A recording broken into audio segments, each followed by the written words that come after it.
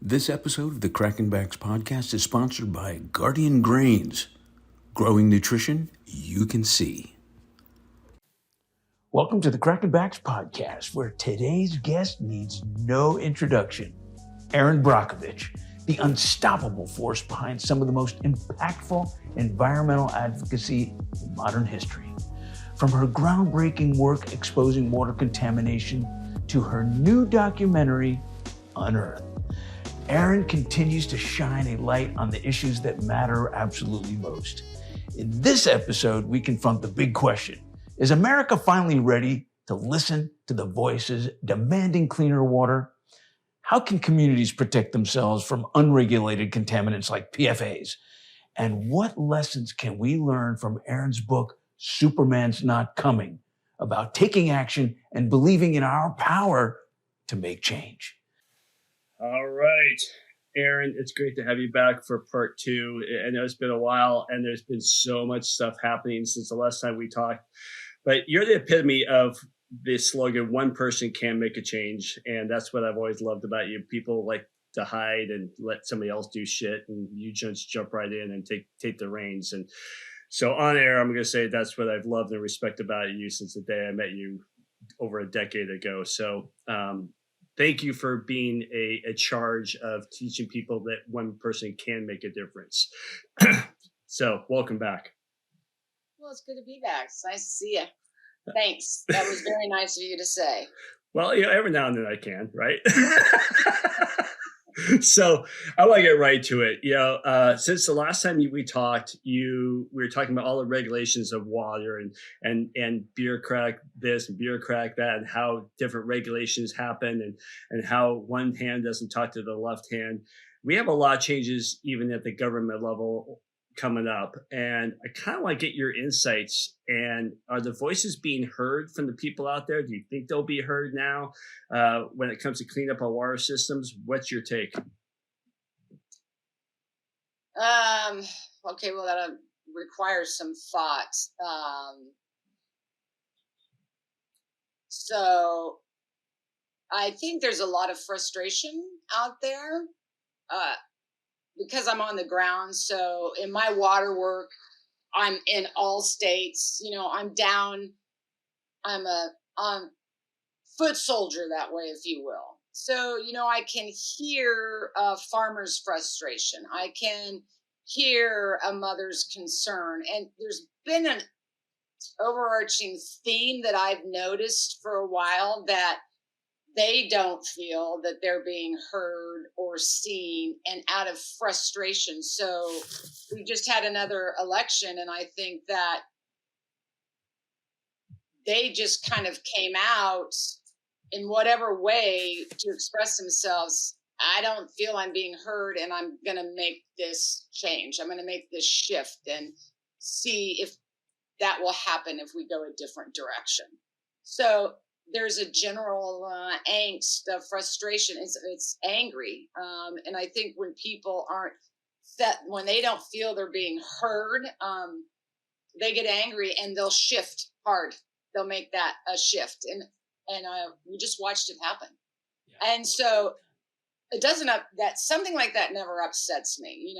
I've learned to try not to catastrophize every situation that happens in life, but rather it's some way lean into what we're watching, what we're missing, and maybe listen to what's going on with the people. So, and I've been listening, and there's a lot of division. I think that the frustration is, if you're going to gauge it, is definitely more people going one way. They're sending a message, I'm feeling frustrated, I need some kind of change, not necessarily knowing what's to come. We're going to have to wait and watch and see. But we expressed ourselves. You opened up with one person can make a difference. And, that's what I try to teach. I'm not that one person to make a difference for you. Look at the person in the mirror. That's who you have to see. That who can make a change. And it may not be worldwide, but if you can make that change just within yourself, you're a step in the right direction. And I think that's kind of happening overall across the U.S. right now. So I absolutely believe that more people will listen to our concerns about what's going on that doesn't serve us in a healthy way. So, like in your book, Superman's Not Coming, you highlight, the grassroots effort by local citizens and, what they can do to help, let's say, with just, contaminated water or, there's so many people that are more concerned now that want to make a difference in the way things have been run for so long. Would you suggest someone to start to just get started? I love being practical, and what would be like a first step maybe if someone you know if you remember back in the day your first step, what sparked or ignited that thought? Well, it'll go all the way back to being a child because I'm a dyslexic. So I was often, not often, very, very often, not seen, not heard, judged, labeled, perceived, didn't fit the nice little niche and stay inside that box of what I call a standard of conformity. And so for most of my life, I've been very sensitive to that. And I think the first step for people to do is, I talk about this. They're looking for a hero to come save them. Mm. And they have to see themselves. And when you get like that, step out of that box. And it's a journey of self-discovery, yet we get so busy trying to make that journey to change somebody else. And it's just not going to work. And I had a conversation with my sister a few days ago about this, who's got her own well. She lives up on land. She worries about things. And she was asking, which should come first? Am I going to run out of water, and climate changes? Am I going to have an infrastructure issue? Could the grid collapse? Which should I do first? And I'm like, well, probably the grid. Because she was asking, what can I do? Okay, well, here you are, and you have well water, and you're concerned about water, and you're thinking for yourself, what if a grid went down? Well, you'll want solar power, right? And so that would be the first step. And she's like, you know what? You're right. And so if just every single one person who happened to be living on well water and farms and stuff, what if? Prepare yourself for that. And there could be hundreds of millions of us if we as individuals prepared for that. If it happened, we might be a little better off. And so that's what we try to conquer the world's problems and we're not. I think the most complicated, hardest thing you're going to do is conquer yourself. If you could just start there, we'd go a long way. So true. Yeah, very true. And I tell people, stop looking for the hero, be the hero. You stop beating yourself up. You know what? We get in our head. Sometimes you just got to get out of your own way. You want everybody else to get out of your way. You get out of your own way first. Yeah. And I've seen that work, especially with my environmental work, whether it be Hinkley or whether it be Flint, Michigan. I mean, we could go all the way back to Love Canal when a well, and it's generally going to be moms, realize, hey, well, I may not have all these degrees, but I can still step up and protect my child. And then that one mother times 1,000, they can create a movement and they can start making some adjustments. So I've seen these communities help save themselves. But I just think we have become comfortable and complacent and, I don't know, bought an illusion that maybe the bubble's bursting that really isn't there for any of us. And so for me, when I'm in all of these positions, and it comes from being a dyslexic, I really do, I turn it inward. And I learned from my mom that it's going to always be somebody else's choice how it is they perceive you. And they may perceive you as stupid or a loser or this or that, but it never has to be your perception of how it is you see yourself. And from the beginning of my work, even out in Hinkley, everybody told me, you're not a doctor, you're not a lawyer, you're not a scientist, you're not this. I'm like, okay, well, you just ran down a whole lot of lists of things that I'm clearly well aware of that I'm not. But let me tell you this. I don't have to be any of that to tell you green water and two-headed frogs is fucked up. And on principle and value of protecting the land and water, I think it's a problem. That's my position. Erin, when you say, I think this is really important to decode this for people out there. Oh, if you're going to try to decode a dyslexic, we are in for a long No, wait, give me a chance. Hold on. When you say, all right, bad choice of word. When you say get out of one's way, get out of your own way, I guess you explained it, when people try to label you maybe dyslexic or stupid or whatever it might be, is that what you mean by getting out of your way, is just not to adopt those insults? Yes. Or those thoughts? Yeah. We get stuck in a box. And we think everyone else is putting us there, when I actually feel sometimes we put ourselves and are stuck in there. Agreed. Absolutely agreed. Thanks. That was an easy decode. But decoding a dyslexic. That's a title for a book. Let me write that down before I forget. You know what, Erin? And just I am. Decoding a dyslexic. And then the first chapter is rules of engagement. Oh, yeah. Right. Hang on, I'm writing this down. You think I'm kidding. Decoding a dyslexic. Number 1, rule of engagement. By Spencer Barron. Yeah. Oh, no. There are none. There are none. That's you know great. what? This has been fabulous. That's going to be my next book. Superman's not coming. It's like decode the dyslexic. Good luck to you. Oh my God. That's great. So my mistake turned into something really good. All right. There you go. It did. Oh, all right. So let me ask you about, let me think of the words I want to use. Okay, it doesn't bounce back at me. All right. No. Time to decode Spencer. Yeah, decode me, actually. This is a fabulous conversation. I'm so glad that you woke up. I woke up out of a spoonful with bedhead and didn't even bother to brush my teeth that I'm on.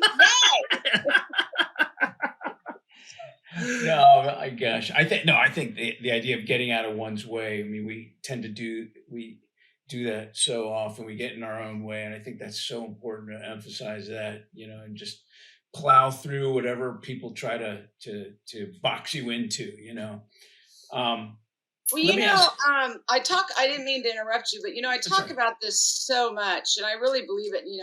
One of my programs is what I call a RAM. So stands for realization, assessment, accountability, and motivation. And I like that. I love RAMs. My life is connected to the environment. If we would just stand still long enough to look at what's going on around you, it can say a lot. It already is saying a lot, but I'm fascinated with rams. Terry knows that I used to be out at Lake Mead all the time, and I would love to just float in the water and wait to watch the rams start to come down. And they fascinated me. I mean, they get in some precarious positions, and I'm thinking, how the hell are you going to get out of that? But they do, because rams are very confident.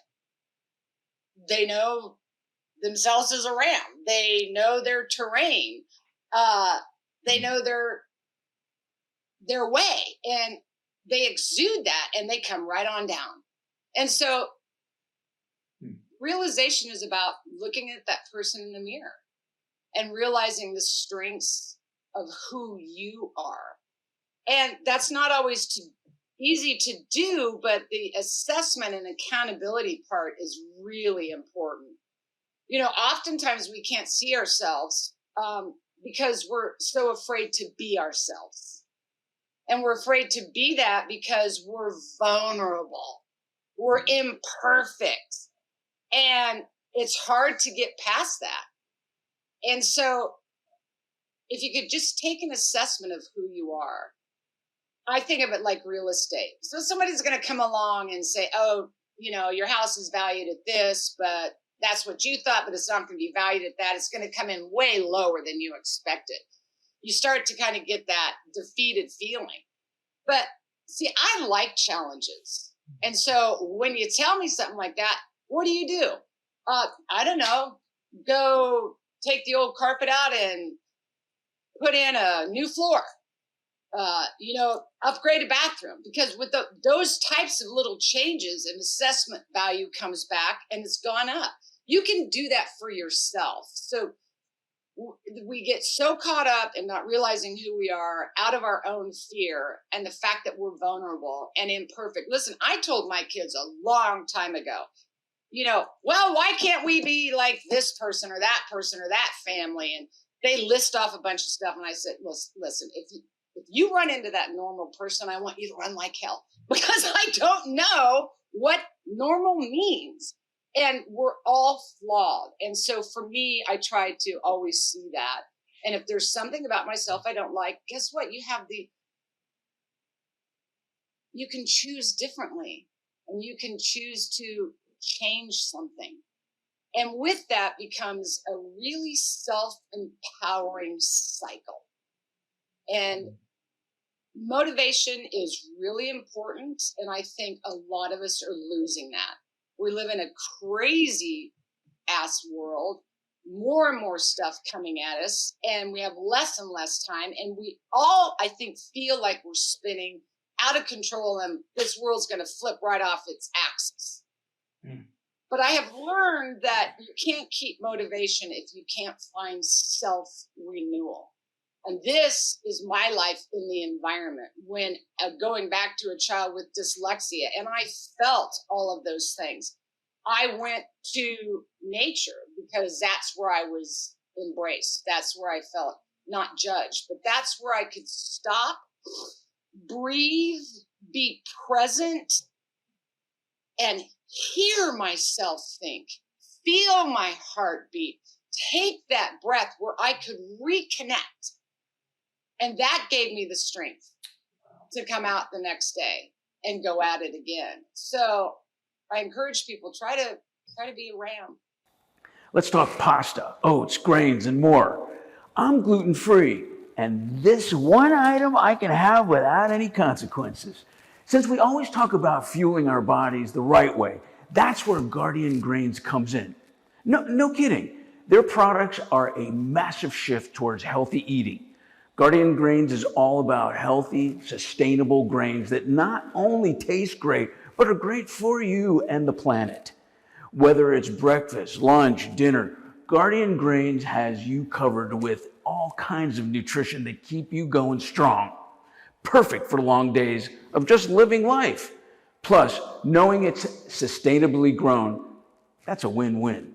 Sincere appreciation goes to the Guardian Grains for sponsorship of this episode and for making it easy to stay healthy while supporting sustainable farming. Click the link below the description to buy some of your own.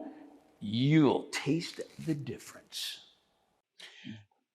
I want to simmer on that concept, because it creates that being a ram. Everybody talks about being a lion and being strong and a tiger, and all that stuff. But because I'm in flat Florida, we don't have rams out here. So all kidding aside, is that I want to understand. I want you to tell me again what RAM stood for and how. I think that is a fantastic perception, because now that I think about what I've seen on TV, rams on the side of cliffs, navigating through, being able to ascend or descend without Right. caution, just making the move is fascinating. I love that metaphor a lot. What is RAM? What did you say that RAM was? Realization. Yeah. A is for assessment and accountability and motivation. Wow. And, and accountability is very hard for a lot of us to do. I've had people be so mad at me before. And that's not a new concept. I'm very used to that. But An attorney was furious with me. I mean, I was getting one, did you do that? And I'm like, I did. Is there a problem? And they were stunned. They're like, what am I supposed to do with that? I go, what? They go, you just admitted you did it. I'm like, so you can't handle the truth? And they were stunned. And we want to make an excuse. If you made a mistake, if I made a mistake and I fucked up, I'm going to tell you that was wrong. I'm sorry. How can I help make this right? But we're terrified to do that. And so, yeah, I did it, made a mistake. I'm human.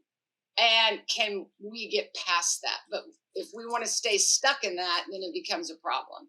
And so, again, we don't get anything done without motivation, and it's really difficult. And that, to find that motivation, is about self-renewal. It's about that inward look. And we are so busy worrying about what we did yesterday, terrified of tomorrow. You forget the very moment that you have. Yeah. And here we are. Yeah. Be a ram. I love it. So let's come back to we're on the cusp of a new year, and you're on the cusp of decoding a dyslexic mind. Dyslexics don't forget, just so you know. Oh, yeah, we've learned that. I see. We're going to get a whole book written before we're done. There we go. Love it. So being that you're so immersed in the water, in what goes on and what we don't know, what would be something that you feel is urgent, something that you're acting on right now that's so important that maybe we can get others to participate in that? Oh, you opened Pandora's box. Gladly. So it's hard. It's not hard for me, but every time I get on a water tangent, I'm going to get backed up to my dad. And the lessons I learned from him. So my dad was an engineer. He actually built and ran the pipelines for Texaco. And as a young child, knowing I was dyslexic, he often found little creative ways to get into my mind. And I was always fascinated with water. Why wouldn't any of us be fascinated with water? After all, I think we are water. Is that about right? Yeah. And water, I always where's it going? What journey is it on? Why is the water really still today? Why is the water water's really like us? Oh my gosh. You know what? I wished I had been better prepared. You never know where I'm going to go. Okay. Well, where's she going to go? But okay, I had a water story for you, but I'll come back to that because we are water. And I've always felt very connected to the water. My father always understood that. He told me as a child, water in my lifetime would become a commodity more valuable than gold or oil. And he's going to be right. But he'd sing me songs about water. So he really got into my soul, if you will, on my connection of stewardship, of protecting the water. And he said, Erin, my message for you is incumbent for all of us. We need to be stewards of our water and our land because they are the most valuable gifts that we will have.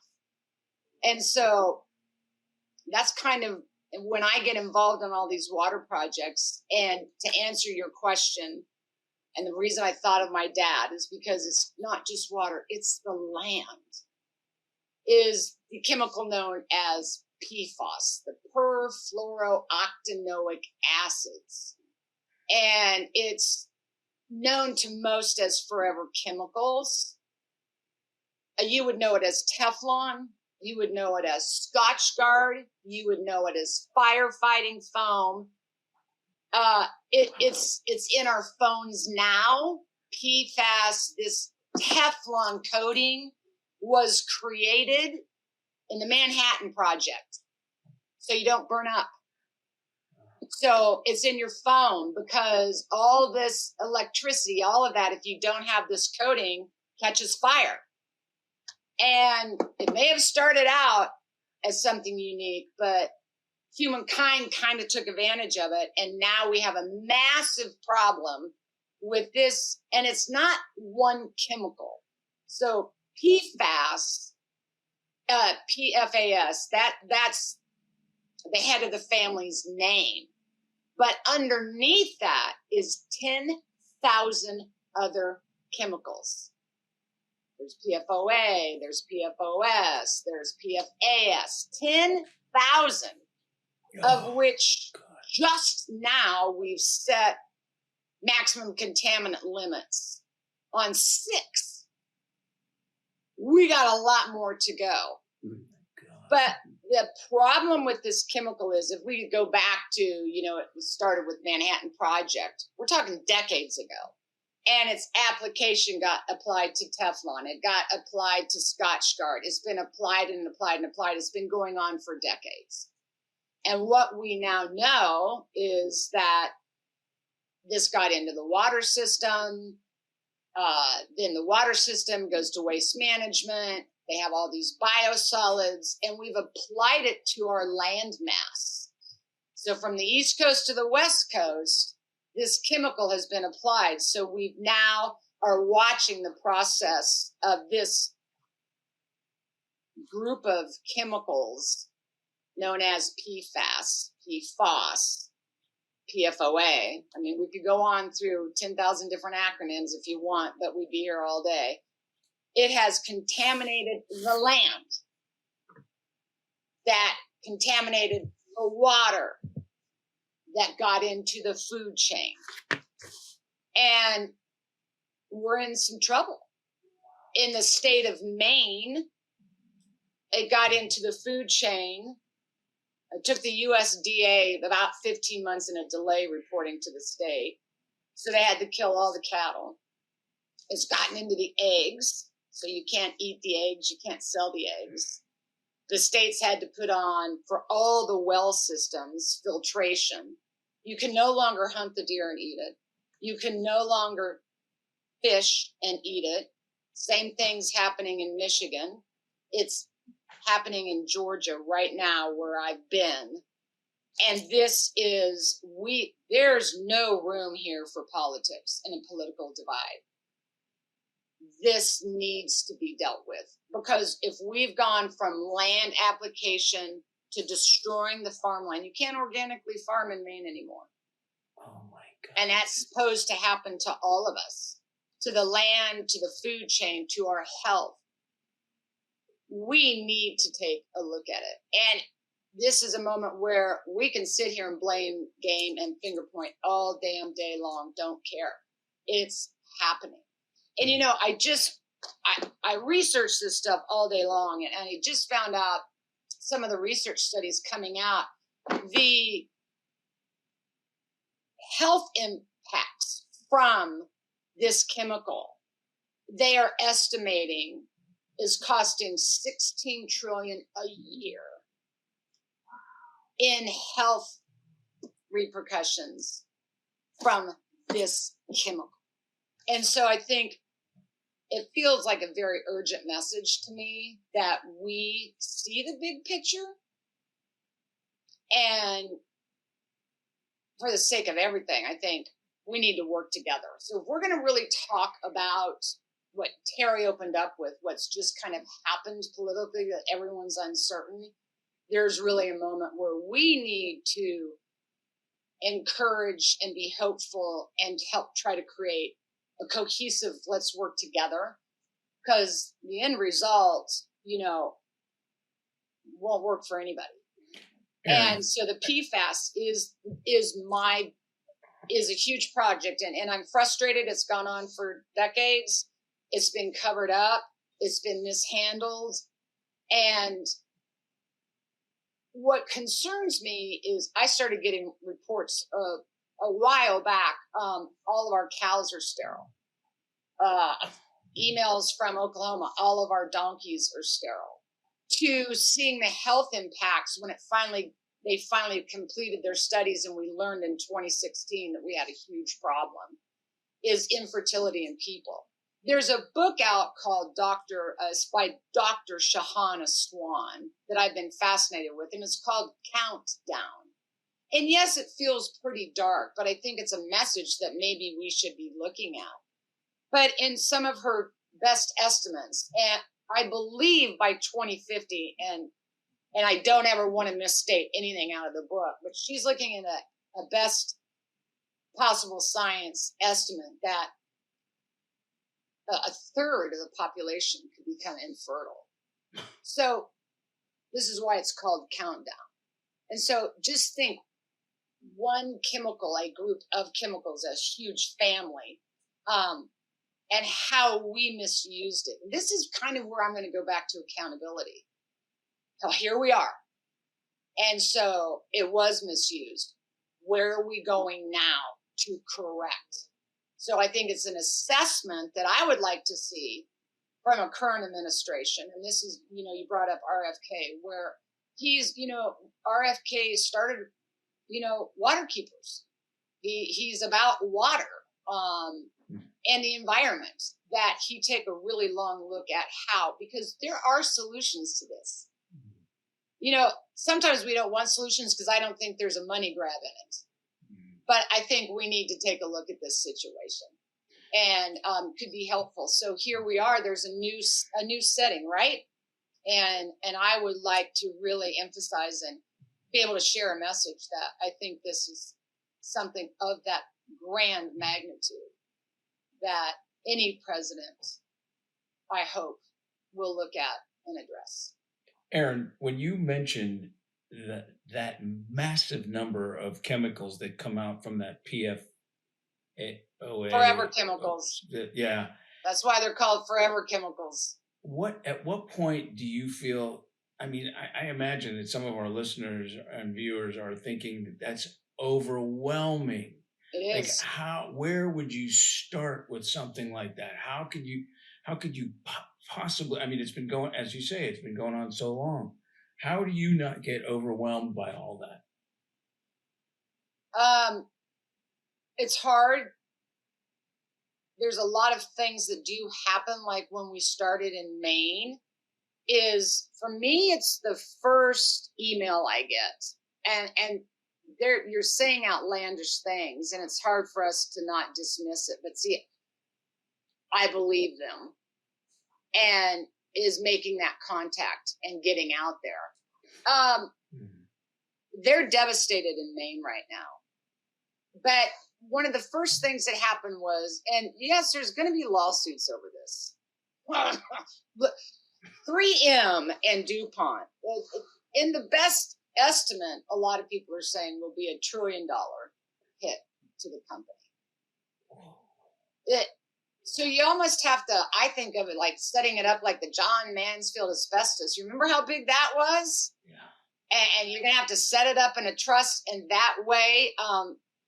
So Maine is devastated. The first step is getting out there, hearing them. There's a big lawsuit going on out there, and letting them know that, they have certain rights to help recoup some of their losses, especially for the farmers. And so I think is just listening. And when you get out there, so for me, I always see the big picture first, and then I'll come in and pick up every individual tree. And that's kind of the process. And then once they get informed, they start to organize, and they start to become very strong within their own state. They start becoming very informed. So they began to get the filtration on their wellheads. They began a litigation. The state began testing. They were identifying contaminated eggs before they ever sold them. So it's a bit of a process, but that's how it begins. And so now here Maine they're well informed. They have litigation going. They are not farming right now, organically farming. They're checking the chickens. Now that there's filtration systems and the PFAS isn't in the water, the chicken eggs are clear. They can readdress their dairy farms. This is a good thing. This is a good thing. But then I got to go, oh, shit, it's happening in Maine. Oh, shit, is now in Michigan. Oh, now it's in Georgia. I mean, we have it here in California. California is probably the second worst state with this. It's all over military bases. And so I don't know if there's just been this idea the solution to pollution is dilution. And this is something I learned from my dad. He goes, and that is not true. That it's just kind of all caught up. But it's happening. It's probably a lot for people to absorb. But this is why I wrote Superman's Not Coming. Do not assume under any circumstances or get too comfortable that you think somebody's fixing this for you. Yeah. And so, especially farmers, they're testing their wells, they're testing their soil, they're getting their information. I've learned from people on the ground, oh, they can handle the truth. When they know, they will act accordingly. It's a lie they don't deal with. And so that is the chemical and the water and land and food chain. The food chain. And mind you, like fishing. First of all, the dolphins, they contain the highest PFAS numbers of any mammal on the planet. Wow. What are we doing? And so that will probably be the rest of my career's work will just be on this chemical alone. Oh my God. Pretty overwhelming, but just, be willing to open your mind up and learn, and not sit there and go, oh, I don't believe this. So for me, it's all about being your best critical thinker. We're all capable of that. Yeah. And, moms, in particular have a deep guttural instinct and they follow it.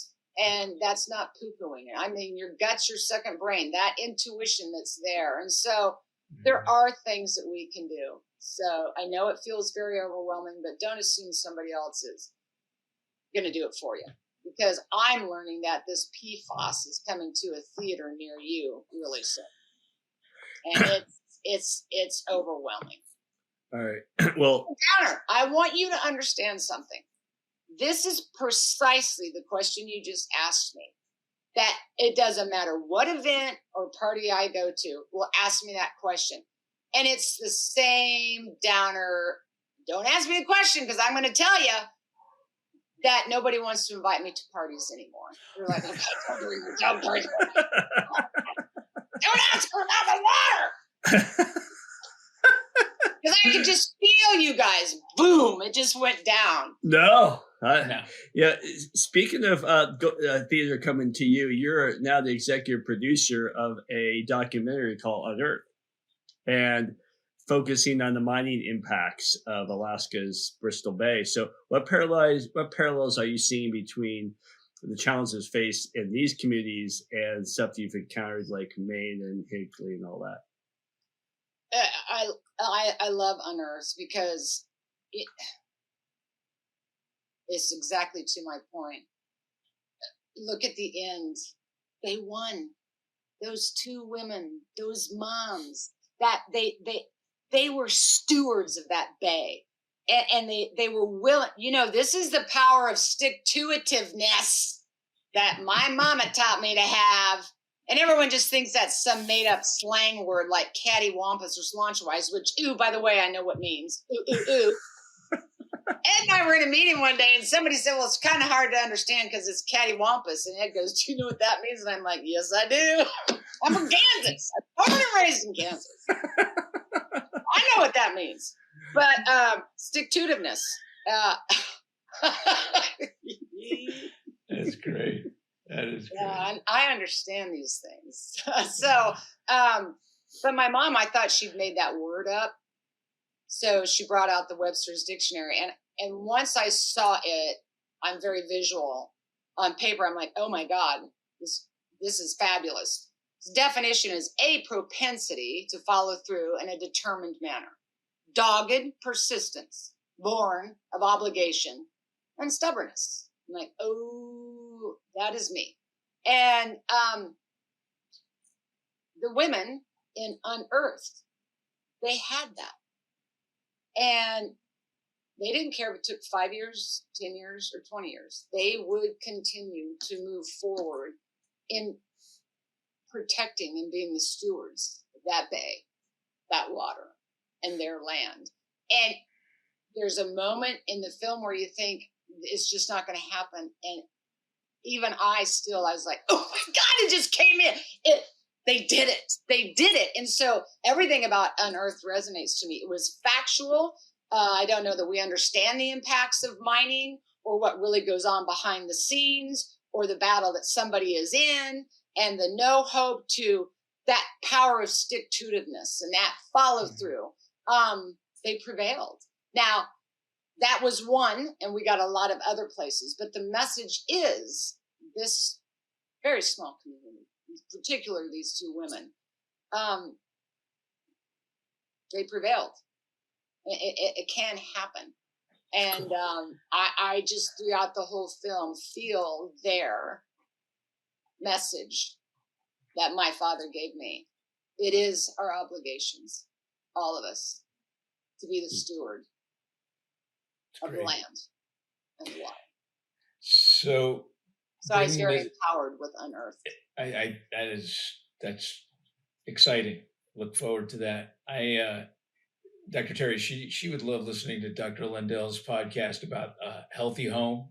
Yeah. Because there's so much that we don't know that goes on in the house, not just the water, but the drywall, the wood floor, so he went through all that. But what can people do? I know you're asked this 1,000 billion times, but like water filters or home care, personal care, what can they do? And even when they travel, what do you do when you go somewhere? Because you travel obviously often enough. And what would you do when you I was just traveling and I just came home with that wonderful flu that's going around. Listen, I am far from perfect. Far from perfect. I make plenty of mistakes, but I kind of know when I travel, it's kind of just what I do. There's some flus going on out there, paying attention. I kind of just take everything in, kind of feel it. I'm a big fan of vitamin C, zinc, things like that. Dr. Terry and I talk about this.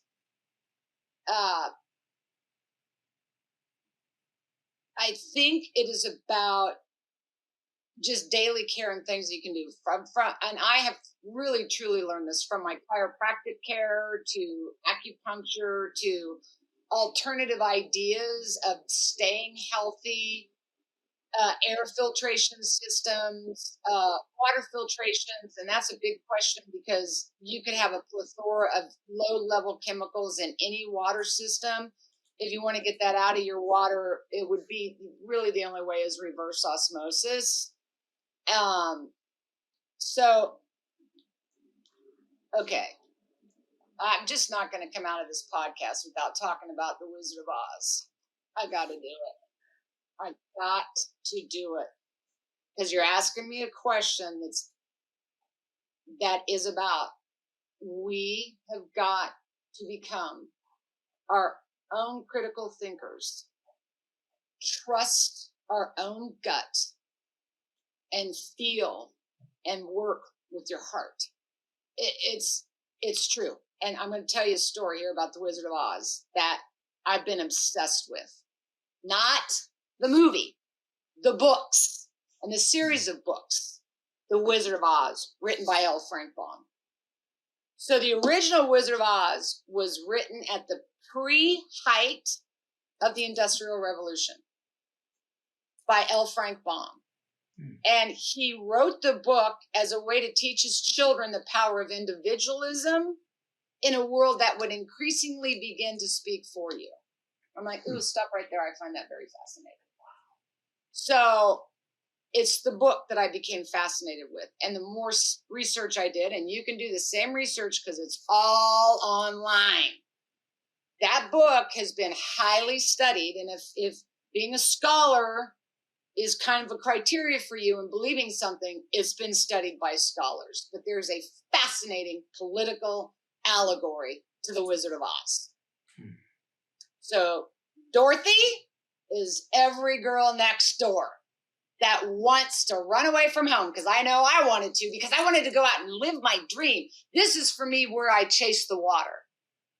What's my journey? And I'm excited to take it. And so Dorothy is the American girl who wants to find that dream. So, in the film, she runs away from home and she goes out and runs into the snake oil guy, but there's a tornado coming. That tornado in the allegory is a representation of disruption in Washington, D.C. I go, that's fascinating. So she runs back home, and as you know, in the film, I'm thinking a lot of people have seen it, the shutter hits her in the head, knocks her out, and she wakes up in the house that's landed in Oz. I wake up, you know what? On half the environmental cases I work on, I'm like, what? Where the fuck am I? I mean, when I saw two-headed frogs in green water, I'm like, Toto, we are not in Kansas anymore. What is this? So the Munchkins are a representation of mass citizens who are frustrated. And they think Dorothy landed on them to save them. Wow. So they told her to follow the yellow brick road.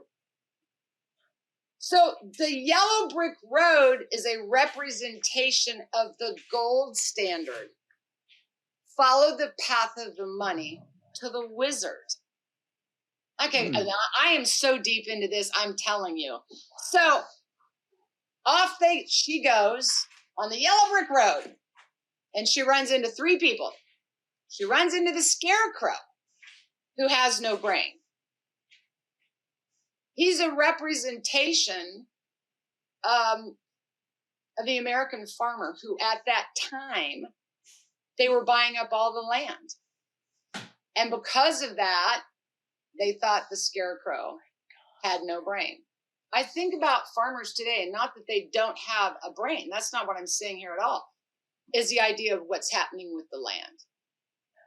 And then she runs into so there's two of them now. So we got a representation of the girl next door and the American farmer who's losing their land. And then they run into the Tin Man. And the Tin Man represents industry worker who will lose his heart.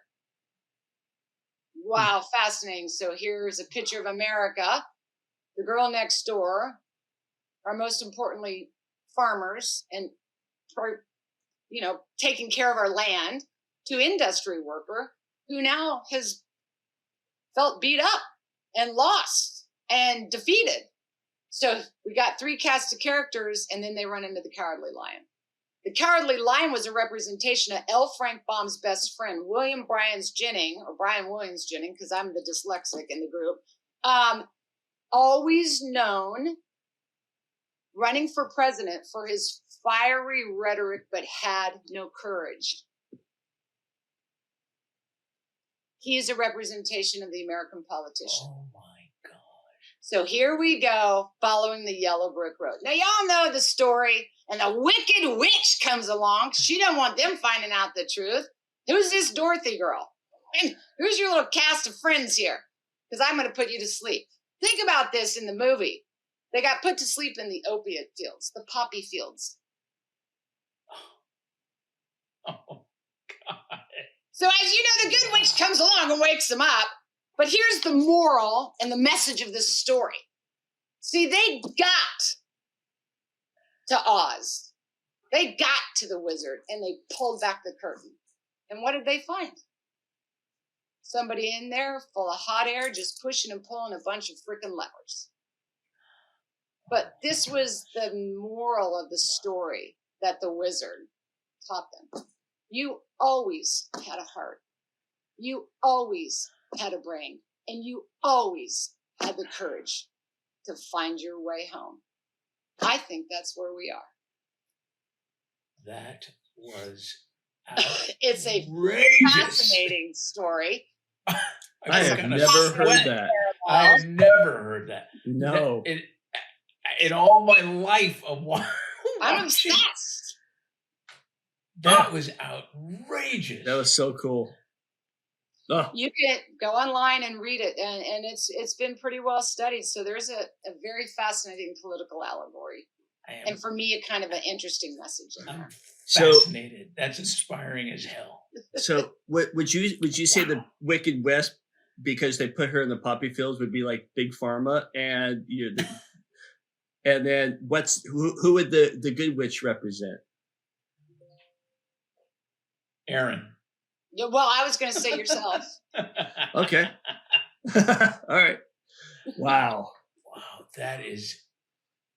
I got nothing. You'll go look it up as soon as we're done. The whole political allegory, and it's been well studied. I'm just fascinated. It's something so. Now that you present it, that it's so obvious. Right. Yeah. I've never in all my life have ever heard this. Look at that was pre-height industrial revolution. We were post-height industrial revolution. I'm blown away. I'm absolutely blown away.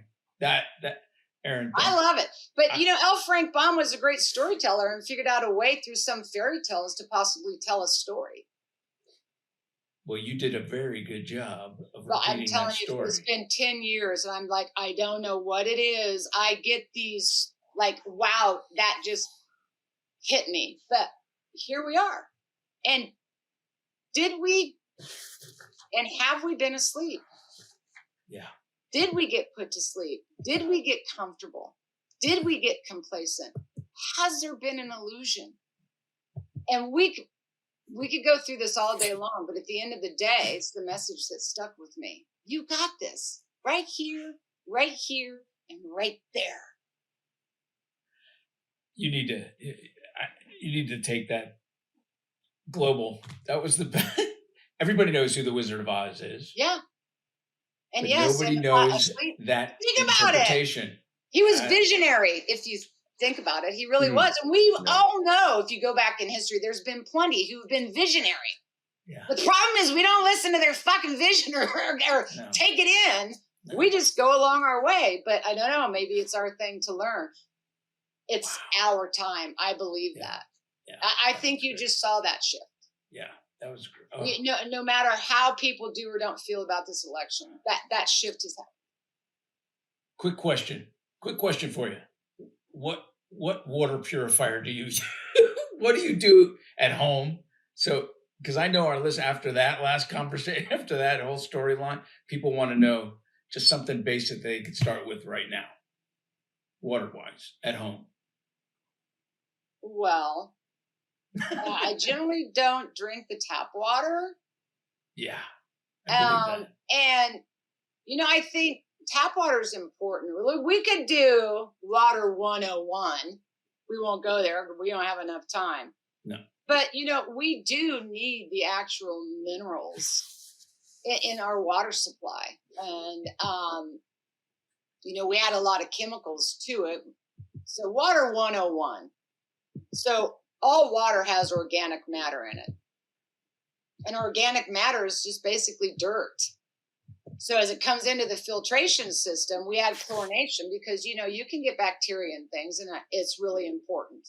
But what people don't know is when organic matter and chlorination meet, they create a very toxic compound called trihalomethanes, which is highly regulated by the Safe Drinking Water Act. And THMs are carcinogenic. So what happens when that occurs, the chlorination and organic matter, and you get a trihalomethane problem? You're not controlling the dirt. So you need to change your filtration system. Now, we don't like to do that. So what we started doing was adding ammonia to the system. So now we've got what's called chloramines, chlorine and ammonia. Well, that becomes an even bigger problem because it becomes like a sugar feeding frenzy within the distribution system. when chlorine and ammonia meet. So this is where we see fallouts of lead contamination because the water's now angry. It's very corrosive. You've changed the pHD. You got all these little microbes in there that find this ammonia and chlorine. It's like they're on crack. That's like they're candy and they're just going at it and they're multiplying everywhere.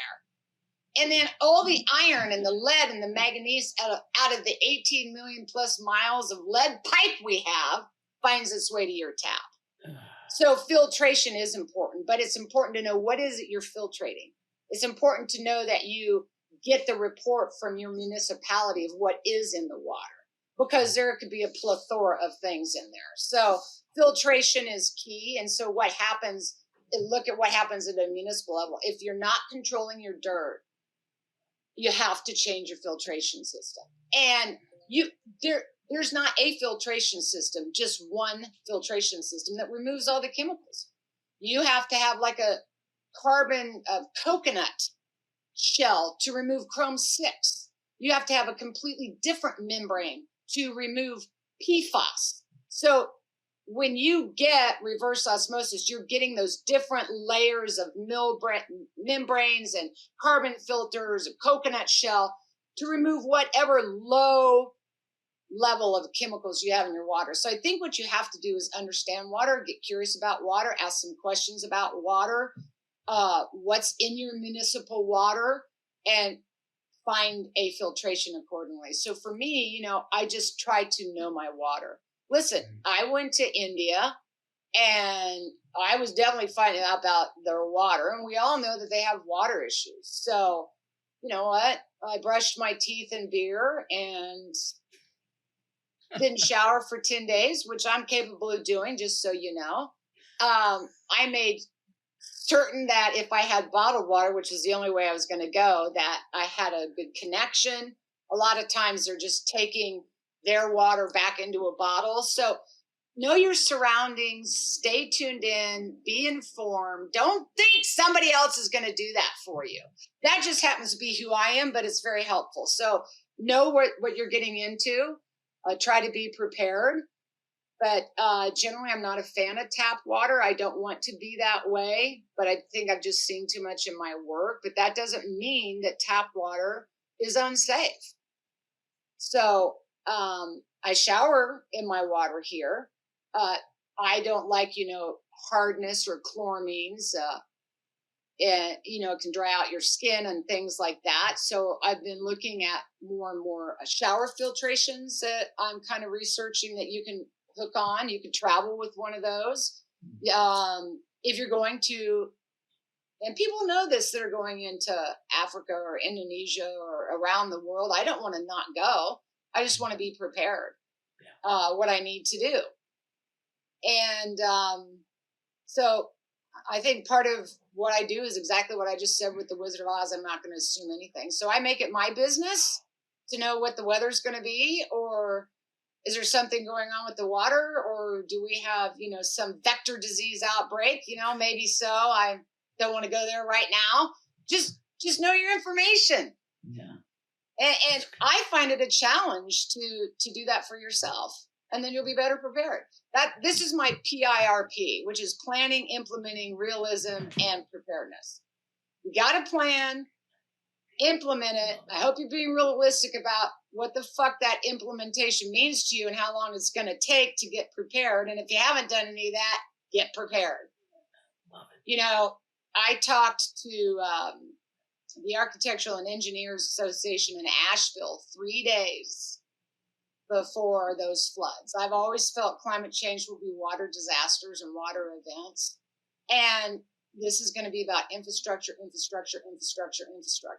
If we think we can continue to operate on infrastructures, and frankly, even ideologies from 200 years ago, I don't think it's going to work. We're a new world, and there's new circumstances that you get a plan, implement it. And here's the thing, I think, for agencies. Are you being realistic about your goals? Because implementing these infrastructure changes will take a decade or longer. And this is where you can hurt yourself or help yourself if you're going to be some politician. Just tell people the fucking truth. Don't tell them, oh, you're going to have lead-free water tomorrow, because you're not. You're not. What are you going to do in the interim? Get prepared. So what's the worst case scenario if it doesn't happen? Great, it didn't happen. But what if it does? And you were prepared. I think the municipalities, had they had a better plan up in Ashland, that's not to blame anyone, but we have infrastructures. We're not taking it seriously what changes are happening in the climate, that it's water. And water, the source of life. It can give life and it can take life. I love when she gets fired up. Oh, Don't you? So much. I get. Thank you. I work off all these weird acronyms: PIRP, RAM. I have my 4 L's that I learned in Hinkley, which is logic, leverage, loyalty, and love. Logic's your common sense. Leverage is the power of a community. Logic, leverage, loyalty is your stick-to-itiveness. And ultimately, love, that's your motivator. You ask yourself, why the hell do we get involved in this? And I ask myself every day, why the hell am I going to Hinkley every day? I don't even know what I'm doing. After all, everybody's told me, you're not a doctor, you're not a lawyer, you're not a solid scientist, you're not a politician, you're not shit. Okay, that's fine. Gotcha. I just checked it all off my box. But what I learned out there was, why am I here? Well, I love the environment. I fell in love with the people. I love the open land. I love the idea that I had a job and could feed my kids.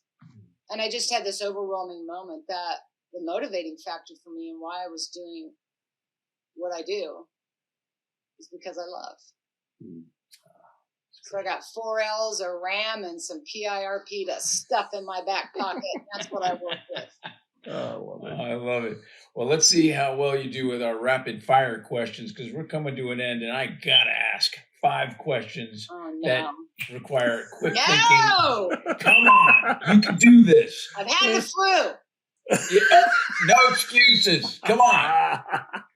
It's really easy. I'm not a doctor. I'm not a lawyer. I'm not a scientist. You've always had a heart. You've always had a brain. And you always had the brain. That's right.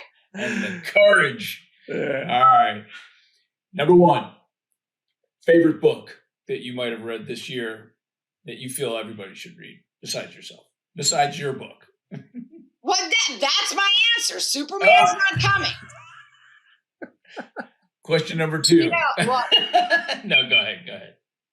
It's Mel Robbins' new book. Yeah. Lean in. Yeah. Oh God, I just brain farted. Mel Robbins. Yeah, it's about just lean into it. Yeah, she's sharp. Yeah, we always fight it because it's kind of like everything we've talked about in that box and stuff. Here we are, and even I love that, lean into it. Let them. I mean, when I got out to Hinkley, just lean into it. So, but my favorite book, truly, because I'm proud of myself here, would be Superman's Not Coming. Everything that we've just talked about. I gotta say my favorite film is Erin Brockovich. My favorite book is Superman's Not Coming. Our national water crisis, but what you can do about it. She's fired up, Terry. Oh yeah, I got her fired up. Okay, I answered it. Okay, all right, ready? What state? Oh no, my other second book, Dr. Shahana Swan, Countdown. You know what? Somebody asked me this years ago. What's your favorite book? I'm like, Toxicology of the Eye. They're like, what is wrong with you? I'm like, lots, but. Okay. Question number 2. You ready? This could be really easy for you. What state? Which state in the country, in the United States, in your personal opinion, is doing the best when it comes to cleaning their water? New York, maybe?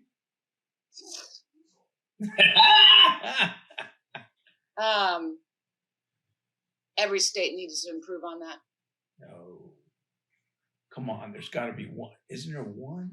No, every state needs to improve on that. All right. That's okay. All right. Is there anybody that's doing their doing any Every good? state needs to improve on that. Okay. All right, there's your answer. Yeah, does that mean all municipality water is bad? No, but we've already discussed, we could go back to the chloramines, we could go back to the PFAS, we could go back to all of these chemicals, just knowing your information, because they exist. And they can get through and they can get by. So every state's going to be impacted by PFAS. So it's pretty overwhelming, but I think all municipalities, you've got two systems here. You got municipality, you got people on well water. People on well water, that's oftentimes where we find some of the biggest disasters. Know your water, know your well. They do, farmers do, test your well. They know exactly what to do. Municipalities, they could have an influx and a flow and a sludge hit them at any time, but they all have corrections they need to make. Even if we go to chloramines, and we really feel that even removing fluoridation and chloramines, adding ammonia to the system. If you just stopped adding ammonia to the systems, do you realize we could reduce Legionnaire outbreaks by 60%? Come on. Every state needs to up their game and take better care of their water source. It just blows me away how they push all these medications like the vaccines and everything. And instead, if we remove certain chemicals, that we would be healthier to begin with, but there's no money in that. All right. Every state has room for improvement on their water. All right. So we know the United States is pretty unhealthy and compared to all the other countries. Is there any country that's doing good with their clean water? Ugh, that was too long a delay. There's parts of Europe that I see are better with their water and have less contamination. Even look at Switzerland. They value this pristine alpine water, and they're often ahead of eradicating chemicals and things from the food chain, from how they farm from their water. So I'm going to say parts of Europe. Woohoo! I'm heading to Switzerland in 3 weeks, so I'll have some good water. I'm so jealous. Every time I go to Switzerland, I cry. I love it. You can breathe it in. So yes, there are. All right. You say parts of Europe. Okay, these next 3 questions, or the last 3 questions. You've asked me 3. 2.5. Actually. You're fucking 2 more. Come on, Erin. What?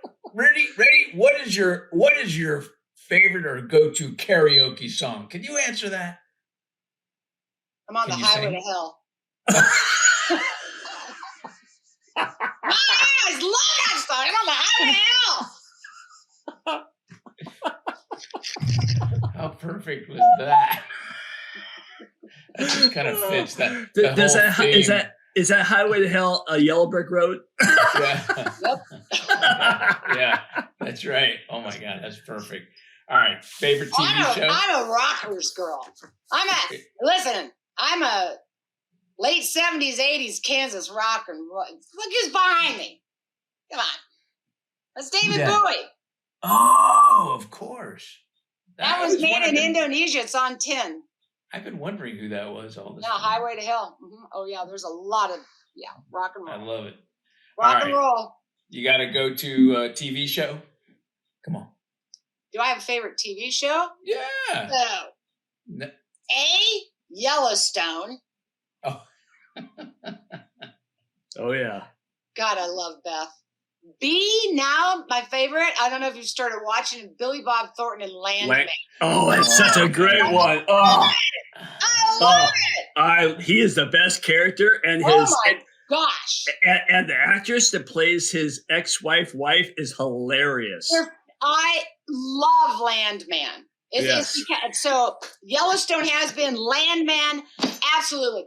The one-liners that Billy Bob Thornton has, I write them down. I'm like, ooh, wait, pause, back it up. I write them down. I'm like, oh, that was a good one. Yeah. I love Landman. Yeah, there you go. Oh, me too. God. All right. Aren't you glad I asked, Erin? Come on. Absolutely. Yeah. So what's your other half? Yeah. Now I got my last question for you. The last one is, if they do another movie on you, what actress would you want to play you?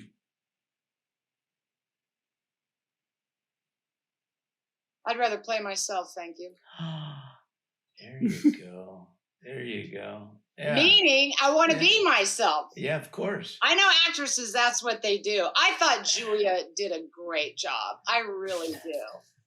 But you know, Beth from Yellowstone, damn, she would be good. Love her attitude. Oh, she's phenomenal. So Phenomenal. But, you know, it's really weird having Julia play you. So if you ask about that, because it for me,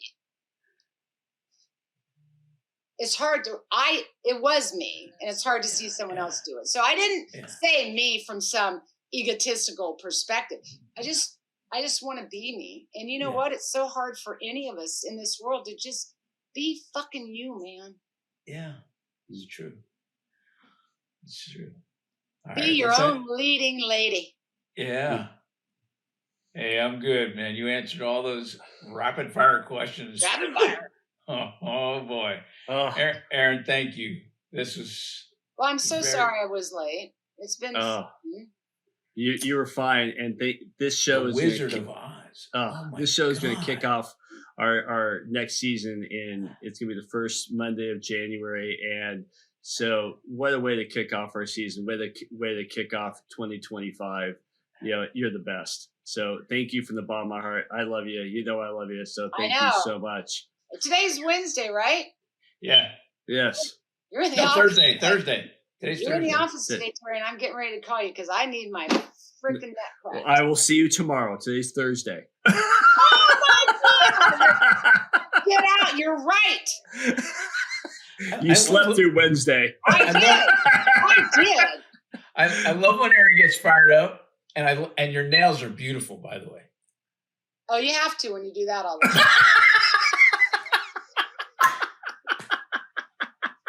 That's my call language.